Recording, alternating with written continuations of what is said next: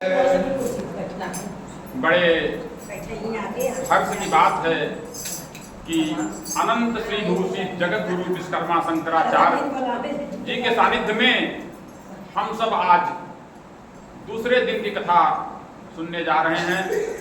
भगवान की बहुत बड़ी महती कृपा है कि अनंत श्री भूषित जगत गुरु विश्वकर्मा शंकराचार्य के सानिध्य में हम आज द्वितीय दिवस की श्रीमद् भागवत कथा सुनने जा रहे हैं।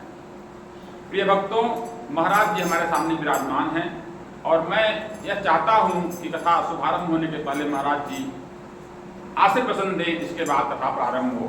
महाराज जी के सानिध्य में। नमो अस्तु विश्वरूपाय ते नमः। नमो विश्वात्मा भूताय विश्वकर्मण नमो। विश्व जिसका रूप है, विश्व जिसकी आत्मा है, विश्व का परमात्मा जो प्राणी मात्र में सर्वव्यापक है, उस सब परम पिता परमात्मा विश्वकर्मा का नाम।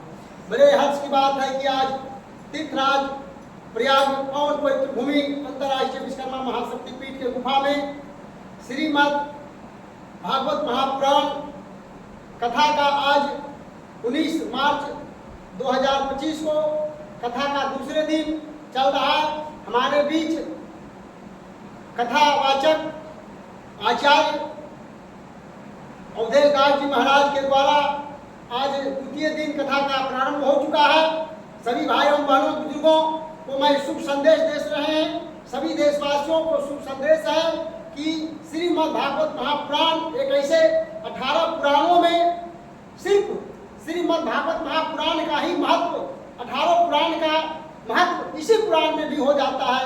अगर कोई पुराण ना भी करावे और श्रीमद् भागवत महापुराण कथा ही अगर खाली सुन ले तो हम समझते हैं कि जिस तरह से वेदों पुराणों में वर्णन है कि सभी के घर परिवार में सुख शांति समृद्धि सद्बुद्धि सत्य विचार सनातन धर्म को धारण करके सभी चीजों की प्राप्ति सिर्फ मन को एकांत बांध करके सभी चिंता फिक्र को दूर करके कथा श्रवण में जहां हम बैठे हैं वही सिर्फ हमारा शरीर भी हो, हमारा ध्यान भी हो, न कि हम श्रीमद् भागवत पुराण कथा प्रांगण में बैठ करके सुन रहे हैं। शरीर मेरा भागवत पुराण सुनने में है, आत्मा मेरा कहीं घर में भटक रहा है, परिवार में भटक रहा है, तो फिर हमारा कथा का सुनने का कोई हल नहीं मिलेगा।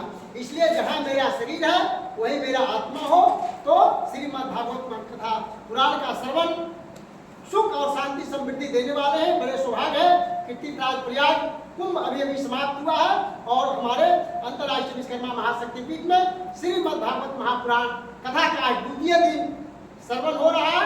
हमारे आचार्य जी बड़े अच्छे ढंग से समझा रहे हैं। आज का कथा का दूसरे दिन है। सभी को सुख शांति समृद्धि हो। सभी देशवासियों को मैं बारंबार प्रणाम करता हूँ कि सभी लोग यहाँ करके कथा को सुनिए, श्रवण कीजिए, प्रेम से बोलिए सत्य सनातन धर्म की विश्वकर्माचार्य महाराज की जय। अभी